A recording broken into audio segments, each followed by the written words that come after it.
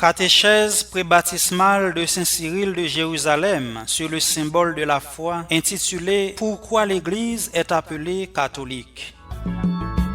L'Église est appelée catholique ou universelle parce qu'elle existe dans le monde entier d'une extrémité à l'autre de la terre et parce qu'elle enseigne de façon universelle et sans défaillance toutes les doctrines que les hommes ont besoin de connaître sur les réalités visibles et invisibles, célestes et terrestres.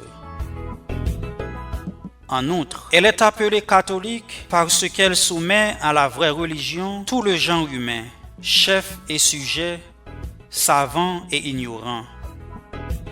Parce qu'elle soigne et guérit universellement toute espèce de péché commis par l'âme et par le corps. Enfin, parce qu'elle possède en elle toute espèce de vertu, en action ou en parole, quel que soit leur nom, et toute espèce de don spirituel. Ce nom d'église ou convocation lui convient tout à fait parce qu'elle convoque et rassemble tous les hommes, ainsi que le Seigneur ordonne dans Lévitique. Convoque toute la communauté à l'entrée de la tente du témoignage. Il est à noter que le mot convoque, ecclésiason, est employé ici pour la première fois dans toute l'Écriture, lorsque le Seigneur établit Aaron dans la charge de grand prêtre. Et dans le Deutéronome, Dieu dit à Moïse, « Convoque devant moi tout le peuple, et qu'ils entendent mes paroles pour apprendre à me craindre. » Il fait encore mention de ce nom d'église quand il dit au sujet des tables de la loi, « Sur elles étaient écrites toutes les paroles que le Seigneur vous a dites sur la montagne au jour de l'ecclésia, de la convocation. » Ce qui revient à dire plus explicitement au jour où vous vous êtes réunis sur la convocation du Seigneur.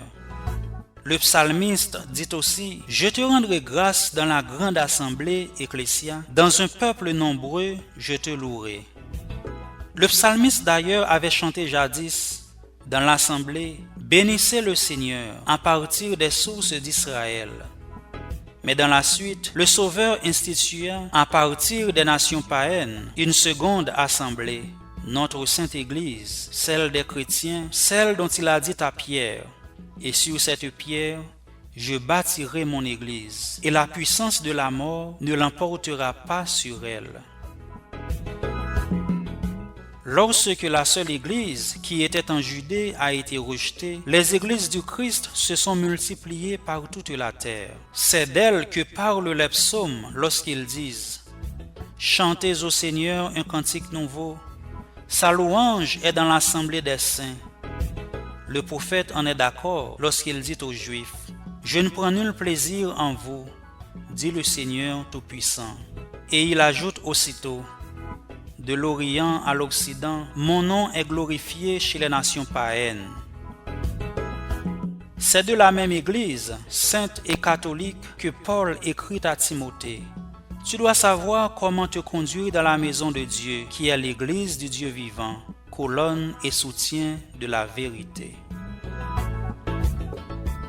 Dieu de puissance et de miséricorde, c'est ta grâce qui donne à tes fidèles de te pouvoir dignement te servir. Accorde-nous de progresser sans que rien nous arrête vers les biens que tu promets par le Christ notre Seigneur.